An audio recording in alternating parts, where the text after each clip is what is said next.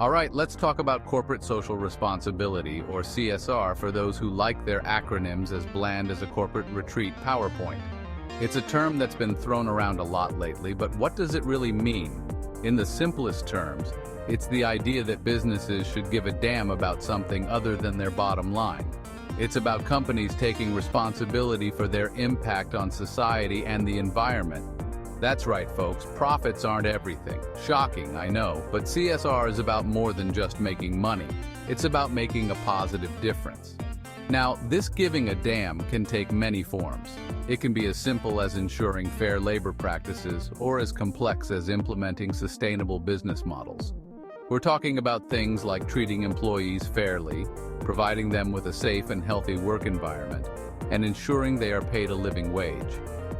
Not turning the environment into a toxic wasteland, reducing carbon footprints, and investing in renewable energy sources. And maybe even giving back to the community that lines their pockets. This could mean supporting local charities, sponsoring community events, or investing in local infrastructure. Think of it like this. If a company is a guest in your home, CSR is basically asking them to take their shoes off at the door and not steal the silverware. It's about being a good guest and respecting the space you're in. It's about basic decency, something sorely lacking in today's corporate world. CSR is a way for companies to show they care about more than just profits. They care about people, the planet, and the future.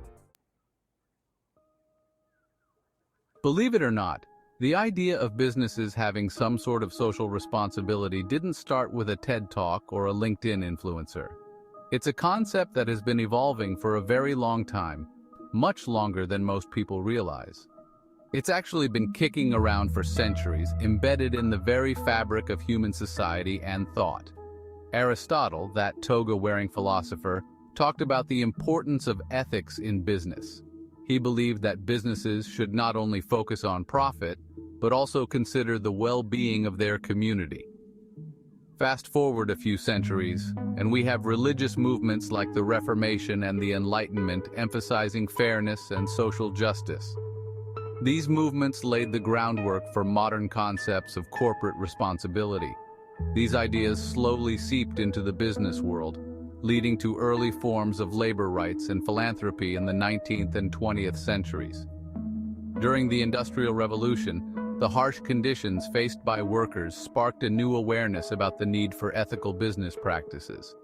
Of course, these early attempts at CSR were often more about looking good than doing good. Companies would often engage in philanthropy to improve their public image rather than to make a real difference. Companies loved to pat themselves on the back for donating a tiny fraction of their profits while still exploiting workers and polluting the environment. It was a way to distract from their less savory practices. But hey, it's a start, right? Over time, these small steps have evolved into more substantial efforts, paving the way for the more comprehensive corporate social responsibility initiatives we see today. Here's the thing about CSR, it's really easy to fake. Companies can put on a show, but the reality often tells a different story. Companies know that consumers care about things like sustainability and ethical sourcing. They understand that these values can drive purchasing decisions and build brand loyalty. So what do? They slap a green label on their products, throw some buzzwords on their website, and call it a day. It's a quick fix to appear responsible without making any real changes. This is what we call greenwashing, making your company seem more environmentally friendly than it actually is. It's a deceptive practice that misleads consumers and undermines genuine efforts to protect the environment. It's like putting a vegan sticker on a steak. Sure, it might fool some people, but at the end of the day, it's still a big, fat lie. The product hasn't changed, only the perception has. And it's not just environmental issues. Companies love to talk a big game about diversity and inclusion, while their boardrooms remain whiter than a Silicon Valley investor meeting. They tout their diversity policies, yet fail to implement them where it matters most.